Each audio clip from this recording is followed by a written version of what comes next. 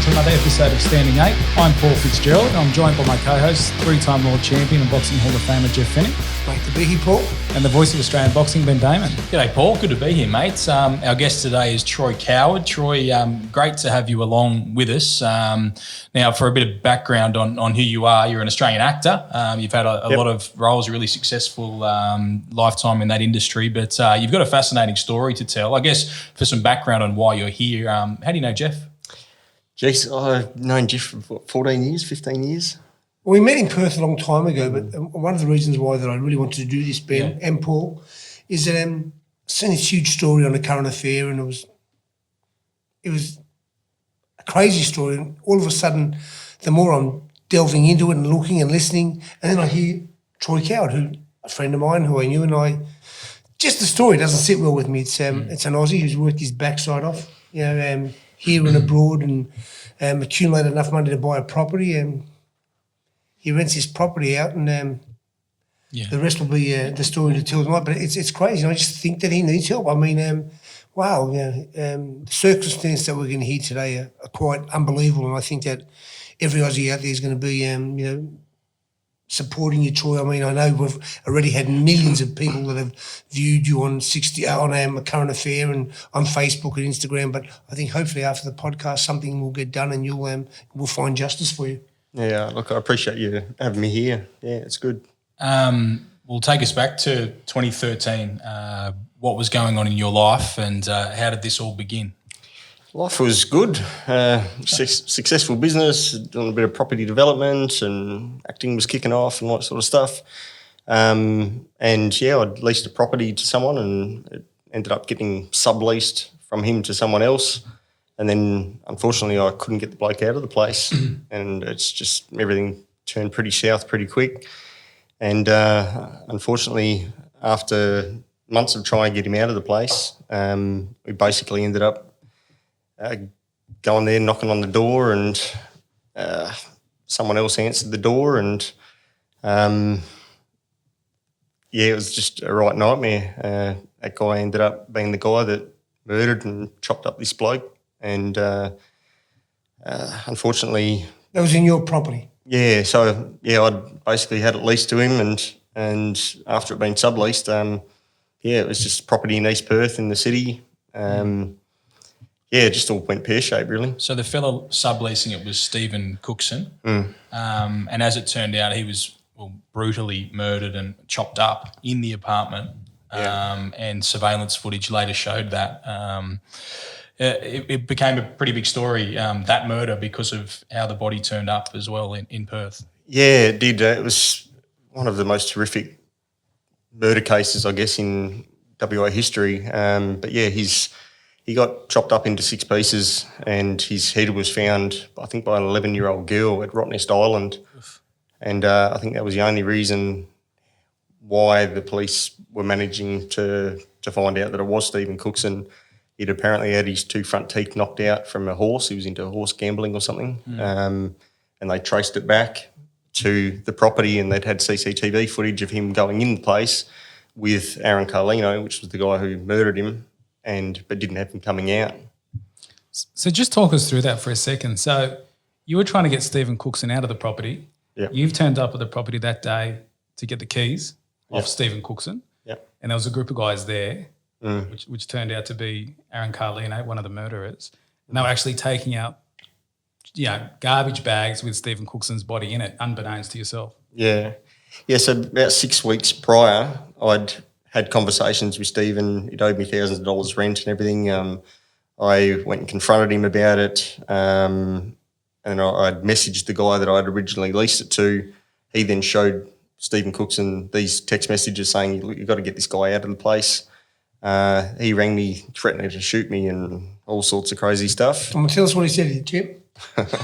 Yeah, he threatened to shoot me and rape me and all sorts of crazy stuff. And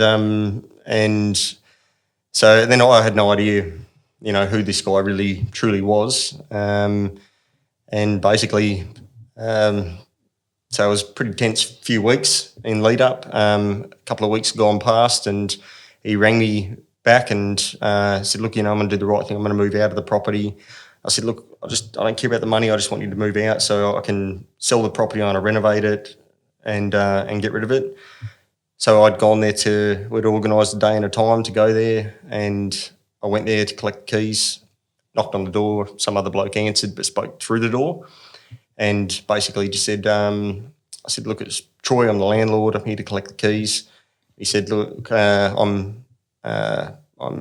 he didn't tell me his name. He said, oh, look, I'm just one of Stephen's mates here. I'm just cleaning up the place for him. I said, well, where's Stephen? And he goes, oh, I don't know, I haven't heard from him in weeks. And basically he said, look, come back in 2 hours. Don't make it a bigger deal than it needs to be. And I actually had a real estate mate of mine there with me and to value the place. And I said to him, look, what do we do? And he goes, oh, well, you don't want to kick in your own door. He said, let's just go, we'll come back. And so we left, we came back, and as we walked up, there was a couple of guys walking out from the apartment covered in tats and whatnot and carrying bags, and my keys were actually in the door. So as I walked up, I grabbed my keys out of the door, and then Aaron Carlino was in the property, and I said to him, look, where's Stephen? And he owes me rent and blah blah blah, and he said, look, I don't know, haven't spoke to him in a few weeks. I'm just here to clean up. They grabbed everything, left. They were cleaning up, all right. Yeah. So he was Stephen Cookson's flatmate. Yeah. In the property. Yeah. Yeah, he was. Stephen had then got another tenant in, which was Aaron. They'd had some financial dealings, whatever they had going on between them. Apparently, in the media, it's come out that he'd apparently stood over Aaron and ripped him off for. So how long after did they find the body? Yeah, so I then went on and renovated the place. So you got your keys back and you want to renovate? Yeah, I stayed there till midnight, cleaning up, vacuuming, whatever, and then. And there was no sign of any drama when you were cleaning up, or was there? There wasn't. It's the last thing that you expect, like. There's no pools of blood. There wasn't. Yeah. No, there was a hole in the porcelain tiles in the kitchen, and I remember thinking, how the hell do you get a hole in the porcelain tile? I thought, normally it'll crack, being porcelain. And there was a grinder mark in the bathroom, but it's the last thing you think of. Oh, right. Yeah, but I had a silver crisscross ceiling, not white, but silver, and later on down the track, when the police and everything went through and I came back after a 10-week investigation, there was all hundreds of little stickers on the ceiling, and that was little blood splatters, like tiny, minute things you don't see until you look the naked really eye close. you can't see. Yeah. Nah, and it's the last thing that I was thinking. I just thought, I'd done the property development thing for a number of years, and I just thought another shit tenant, unfortunately. Yeah. But it was a lot worse than that. Right. So you got back in, cleaned up, and then renovated, and it was a significant renovation that you did. Yeah. Yeah. Yeah, we ripped up all the carpet and put all flooring down. When I look back, because it was a older established building, the flooring wasn't perfectly flat. So we had, 14 grand's worth of polished bamboo, but we had to get the flooring actually diamond ground. So looking back, I think, shit, it looked real bad because we're diamond grinding all of the actual residual possible. Wait a minute, you're saying it looked really bad. But what you're trying to say is that it was like the police thought you were trying to cover it up, hide the evidence. Yeah, 100%. Yeah. And so that eventually did transpire that they revealed that you had been the primary suspect. Yeah. So how long after all this did the police come back and speak to you? So basically, sorry, Jeff, to answer your question, I moved in 16th of December, and within 2 weeks, the head was found at Rottnest. I'd renovated. My plan was renovate for Christmas, have family and everyone come around for a Christmas party. And then a week after that, after the head was found at Rottnest, had no correlation. It was to do with anything to do with Stephen Cookson. And then a week after that, I had 9 cops knock on the door. Right. Part of the forensic investigation. They said it was a missing persons. We're here to investigate missing persons. So I got grilled, and my workers got grilled and everything. And then I'd already done the renovation and all that sort of stuff, and blinds and paint and all sorts of stuff. So cleaned up the murder site, unfortunately, without bloody knowing. Yeah. Right. And they didn't reveal at that point that you were a suspect? No, That was no. only anecdotally later, was it? Yeah, it was. Yeah, they basically said, look, we've now it's missing persons. We're going to confiscate the unit. They gave me the clothes on my back, my wallet, and shoes. That was it. So that's it. You couldn't take any other belongings. No, they wouldn't allow me to. No, I walked out, like met with them at the front door, and I was like, "Is this candid camera? Like, what's this about?" You know, they said it was a missing persons, and they wouldn't allow me to even re-enter the property until I put these slipper things on my feet, and a head net. So then I went and had interviews and did the video interview and that with the police, and explained whatever it was that they wanted to know, and basically stayed at a hotel for a number of weeks. They couldn't give me an estimation of how long I would be out of the home for, and then I did that for a number of weeks, and I'd just spent 50 odd grand at the property, and at other properties I'd spent money on. So financially it just sort of strapped me in that process. Yeah. At that point, did you know that Stephen Cookson had been murdered? Did they reveal that to you, or was it still a missing It was persons? a missing persons up until that night, and then it was like all over the media. I had Channel 7, 10, everyone ringing me wanting interviews, and I was just blown away by it. A mate of mine rang me and said, "Mate, your apartment's on the news," and that's how I found out. And So was Stephen, by the sounds of it. He was blown away by it too. Said he was blown away too. yeah, let's laugh your head off. Yeah, there you go. Yeah. So what were your interactions with the police and with everyone else involved during that period? While you're living in a hotel, it's costing you all this money and you don't know what's going on. It would have been quite tense, I would have thought. Mate, it messed with my head. Like I'd cleaned up the murder site.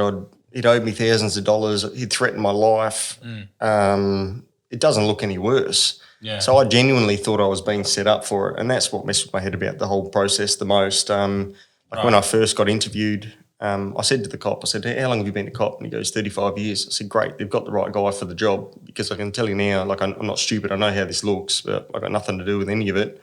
And they went through the process, and it wasn't until after a 10-week investigation I went and met with them, and they walked me through the crime scene and showed me what the hole in the porcelain tile was, and the mark on the tiles in the bathroom, the grinder mark was. And Well, tell us, what were they?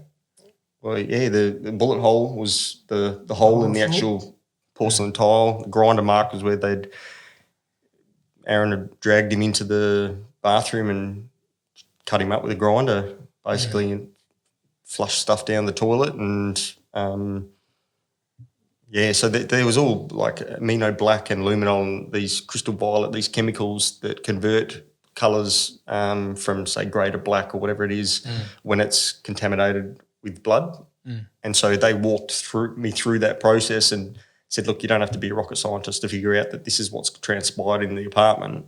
All in the bathroom was just all converted colour to what had actually transpired there. So why during that period, when they knew they'd seen the CCTV footage, did they still leave you high and dry, as it were? Why didn't they fill you in as to what was happening and stop the process, which went on to then leave you with a ruined property? Don't know. You'd have to ask them, mate. Right. Yeah, I don't know. I think I guess that's they've what got you're their asking, process. isn't it? Yeah. Like I hit them up numerous times. Like, when am I going to get my property back? The banks still want their money on the property, and then to be given the keys back, and the place is completely When you destroyed. got your property back, what was the state of it? Just completely destroyed the whole What place. happened to you and your friend when you were living in the property? Yeah. So when I got it back, they had the skirting around flooring that was all ripped up. The plumbing was pulled out. Air vents pulled out. Black ink over all the carpets. The white bed, leather appliances. Everything was just covered. The walls were coated in. Everything was black. ruined. Yeah, it was completely destroyed. They'd assured me they were going to do a forensic cleanup, and they said, "Look, you're going to get it back to how it was." They did that. Took another 2 weeks. They called me back to the apartment. I walked through it again. I said, mate, the place looks similar to how it was. I said, look, I know, Troy, but we're going to get it back to how it was. We're just going to have to get him to come back. So they did. They told me that they had a second clean done. Years later, I found out that was bullshit. It didn't end up happening. So they're trying to do the right thing. They're trying to do a thorough investigation. They're using everything at their disposal to try and, investigate this murder. But during that process, they totally destroyed your property. Yeah, and the duty of care, this is what riles me up about it. There was absolutely zero duty of care about the whole process. And the last thing I wanted to do, years ago is be in front of the media or get on Australian telly. I've worked 20-odd years in the film industry to build a brand, and the last thing I wanted that is to be dragged through and people Google Troy Coward Rottnest murder case or have anything to do with the murder case. So, it's extremely frustrating, the duty of care aspect where... Yeah. Troy, they didn't just ruin your property, they just about really destroyed your life and your health as well. So what happened to you and your friend from the toxins that they cleaned you, or apparently had cleaned and checked out to see what was what in your unit? Yeah, so even just on that, Jeff, the unit was destroyed, but even saying earlier, like all out around in the public area was black ink dripped all around the walkway as well. So went after 2 cleans and I got the keys back and they said, you're going to have to go through legally and here's a business card to the lawyer to use. I went through that process, even used their referral, which turned out to be a nightmare. But I ended up after a year, it took a year to save up and whatever and re-renovate.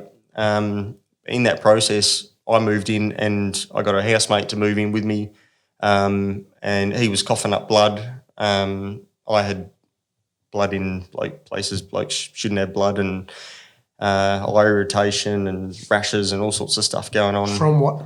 From the chemicals. So the chemicals, they're all, as it turns out on the MSDS report, which we got knocked back 3 times to actually gain access to, and it took a private investigator to actually gain us the access to this MSDS report. They're all carcinogenics and funnily enough, the eye irritation, lung irritation, all there's 5 points there. It coincides exactly to the symptoms of what me and my housemate were going through. When did you realise that it's from the chemicals that they've used during the investigation? The penny dropped when Marco, my housemate, was like, mate, I'm going through this stuff as well. And he actually went and seen a doctor, and the conversation went like this. He said, mate, I've gone and seen the doctor. I've been coughing up blood. He showed me a photo of him, the blood in the toilet, and he said, look, I've spoken to the doctor, and the doctor said, oh, look, are you exposed to any harmful chemicals? And he was working in the storeroom as a tiler, and so he wasn't exposed to any chemicals, but he'd questioned me about it. He said, what were the chemicals used in this property? And so then it made me think. And so I rang up the forensic cleaner who did the job, and he said, please tell me you're not living in the place. He goes, Troy, you can't live in it. It's toxic, mate. I've done 144 cleans. He goes, yours was the worst clean that I've ever come across. Like the most in-depth forensic investigation in all my years of doing it. He goes, you can't be living in the place, mate. It's toxic to your health. And I said, well, I'm going through this. My housemate's going through this. He goes, you need to ring up the chem centre and get this toxicology report. I did that. They said, look, you're not a cop. We can't give it to you. They hung up on me, literally. A week later, I rang back and said, look, hoping I'm talking to someone else or something. They said, oh, yeah, is that Mr. Coward? Yeah, no worries. We can sort that out for you. Instead, I got 8 missed calls from the Major Crime Squad.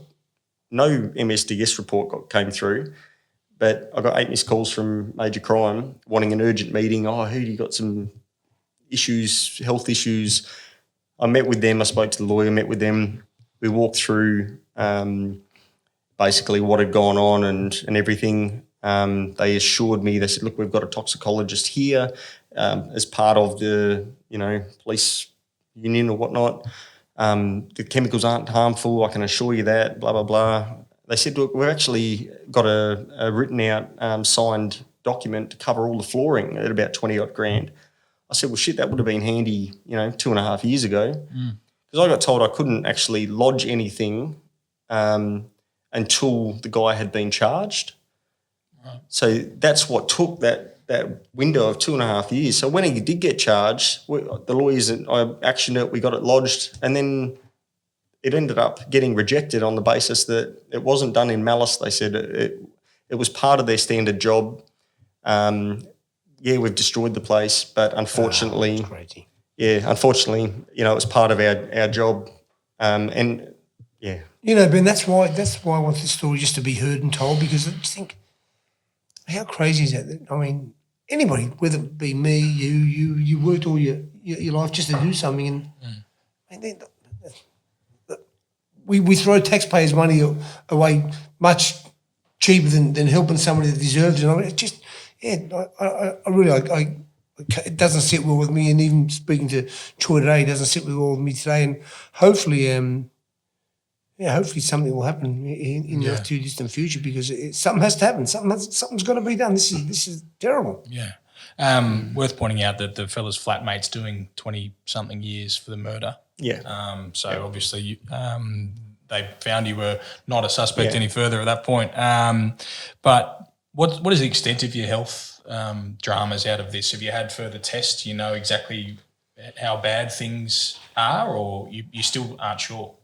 Yeah, look, I've gone through quite the health and wellness wagon. I've been very mind conscious on that, and I just did a 3-week detox up in Brisbane. I ended up having surgery on my eye, so I had a growth cut out of that. But I had high estradiol levels and stuff with the lump in my chest, and just I feel like the more stuff comes up, it's like, I don't know if I'm paranoid about it, but it just knowing the extent of how the chemicals can affect. How long were you living in the apartment afterwards? So quite a while. Probably maybe a year and a half. So that's a significant period, obviously, and it's had significant effects. Go back into the finances of things. How did things finish up with the apartment? Yeah, look, the purpose of wanting to renovate and sell was, I knew there was a downturn in the market. I owned a couple of properties in Perth, and basically from the police destroying the property and devaluing it, plus it was then stigmatised, it ended up... that doesn't help. No, and it ended up, it was valued at, I think, $549,000. It ended up, I got $149,000 come off my loan. And when it got sold, and get this is a kicker, it had 250 inquiries, because I rang the real estate and pretending I was just, someone interested in buying it. They go, this is a deal of a century. Honestly, it's so cheap, this property. And it's got a bit of a history, but I had no idea he was talking to the owner. And went to auction, 250 inquiries, and how did it get sold for so cheap? And it got sold to a real estate agent. What even concerns me more is obviously your physical health, but how's your mental health? Yeah, look, I think I've definitely turned a corner. It's been a while now. It's coming up to 8 years. But look, a point there, it was my darkest times for sure. Yeah. I went through, quite successful, I like to think. I worked my ass off for many, many years, and tried building a bit of a nest egg for my future family and everything. And then, 5 months or so after this murder investigation, I had a successful building company, roofing business, that got shut down. A bunch of staff, everything. I ended up giving the keys back on a couple of properties to the bank, and it's pretty pride swallowing, I think, as blokes. Generally,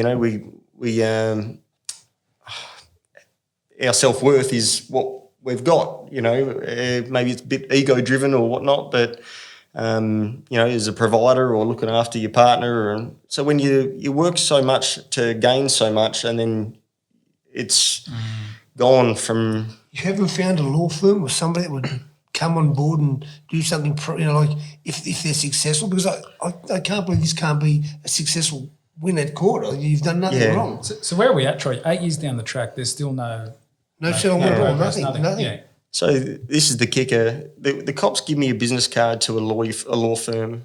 I'd used that law firm to when we lodged the first, and then it got knocked back. I'd had 8 police officers, OIC from Major Crime, Chris Benson, all the way up apparently to one below Carla Callahan, the Commissioner of Police. They're all in agreement. Everyone was yep. And then we lodged it, jumped through all the hoops. I lodged it and it got knocked back. Wasn't done in malice. And it was just starting again. It wasn't done in malice, but they ruined your house. And aren't they supposed to pay for it? Well, yeah, what about victims of crime? The thing is, this is what shits me the most about the whole thing. This injustice happens, then they expect me to then go and fork out. This next bill is $150,000 they expect me to pay. In legals. To fight for Yeah. my property being destroyed, let alone all the other stuff, the ripple effect of losing business and everything else. So yeah, now after the last current affairs story aired, had millions of hits and everything, we just found out through the private investigator that the lawyer had then, once it aired, he dropped the case. He told me it would be $150K to keep fighting it. Why did he drop the case? We found out that his wife is high up in the police force. How much overall do you think it's cost you this Oh, financially?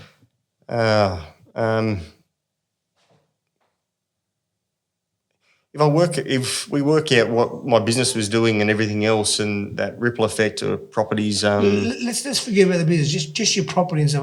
This and that. I know it all accumulates and it's all a part. Yeah. But just your building and how much did did it cost you? well, I paid off both properties for one 8 years, one for 12 years, and ended up giving the keys back to the bank. Foreclosed. That property alone, I mean, I've still got a $400,000 bill just on East Perth that the banks still want their money for. Are you still paying that loan? Well, I've got to a point where you can't get blood out of a stone, so it's very pride swallowing to sit here and say this sort of stuff. But yeah, So it's sent you broke, this whole thing. unfortunately, it's been a very pride swallowing. You know what I'd like to say? Anybody who's watching it, just imagine this being your son, who you know's worked all their life and proudly, and just put yourself in this position. This guy needs help, and we need to support him. We need to get something done. What's the next step for you then?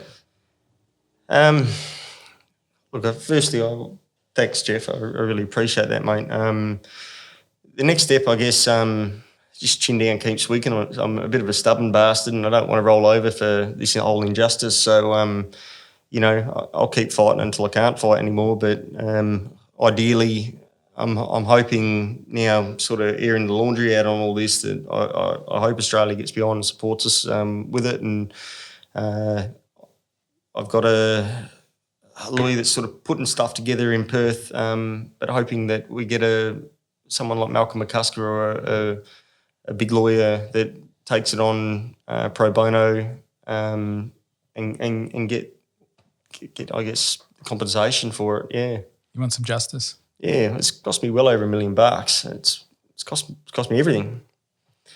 Unfortunately, it's being price swallowing, definitely.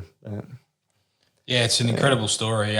You've managed to, well, at least take some positives out of it. I know that you're working in the mental health space. You've got your own foundation. Can you tell us a bit about that? Yeah, look, I think that's the blessing that's come out of a tough time, I guess. I've always been a big believer it's not what happens in life, it's how you deal with it. And so I've formed the Beacon Fight for Life, which is a suicide prevention mental health foundation, and just basically trying to give back to the community where people are going through tough times. We've been blessed to have about 15 different celebrities and stuff come on board, different reality TV shows and a bunch of world champs. Daniel Dawson, Lucas Brown, people like that come on board. And I guess if the overall big picture is, people of stature or people who have been through tough times and maybe depression or whatnot, but people who have achieved world titles, and I think if they can speak up about their trials and tribulations, it might give other people a bit of a voice that are finding it hard to express their demons or stuff that's holding them back. Honestly, that's why I spoke to the boys. That's why I had you here today. This is different to what we usually do, but I think this deserves a voice. This needs a voice. These people need to see sometimes what's on the other end. I mean, we all think everything's beautiful once the police are involved and they go and do their job. But, of course they've got a job to do, but they've also got a job to care for the person that owns this property, that's worked all their life. I mean, I'm sure that if it was anybody else, like I said, to me, it's just really, it's heartbreaking. Not because you're my mate, because if this was anybody else, I'd still want to stand up and try to make a case, and hopefully we'll get back on the current affair, because I know they're going to come and talk to us, and we'll keep this fight going for you, mate. Yeah, look, It's I just really such an appreciate incredible story. It could be a Hollywood movie. It could be a movie. I've got my mate old John Jarrett, who'll get him here next week. Never talked to him. Yeah, we had a bit of a chat the other day. Yeah, look, it's definitely a crazy story, but hopefully it has a good outcome. Yeah, if it is to be a movie, how do you want that movie to end? What do you want to happen in the next 6 or 12 months? I don't think I'll be keen on playing a role in it. Look, it's... Try getting a check, getting compensated, getting something back that he deserves. Not that, not something that's his. Yeah. It's his. He worked for it. Listen, we worked every day of his life to achieve and to own something. It's his. It was taken. It was stolen off him. Have you ever received an apology from the police? Not at all. I had a meeting. No, I haven't had 1 cent compensation. I haven't had one phone call from, this is what really riles me, not one phone call from any government department saying, how can we help with this? How can we push this forward? I had a meeting with Michelle Roberts, the Minister of Police, at an open forum that a friend of mine organised, a movie producer, and he knows her, and we ended up going to this open forum and had a discussion. I stood up at the end of it and I shared, and the public was in outrage about it. This is wrong, it needs to be sorted, blah, blah, blah. And she apologised. She said, look, and she seems like a woman with a lot of integrity. That was my first viewpoint on her. And with a bit of luck, she steps up, and someone needs to step up from the Australian government and just do what's right. Sometimes in life it's easy to, I think you should be doing what's right, not what's easy. But on their side of things, it's just a matter of just doing what's right. This is in black and white. This is your owed. It was your property. They ruined it. Of course they had a job to do, and they've done their job. And successfully they put somebody away for a crime. But now just compensate you for what was yours. Give you back what you had. Yeah. Easy, simple. I don't really want to say much more, but I hate that. What happened to my son? I'd be more than fighting. Yeah, it's a tragic story. Do you feel that you've been tarnished as a person, like being attached to this gruesome crime and all of that? Do you think there are people who still go, oh, maybe he had something to do with it, he must have been involved? Do you think especially if he's had no compensation and stuff? Yeah. That's why they won't pay. Is there any of that around, do you think? Look, I think it definitely doesn't help on going on first dates. One hell of a nice break. I wouldn't mention it if I were you. I don't.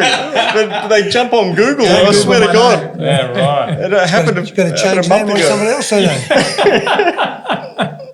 It happened a month ago, I swear to God.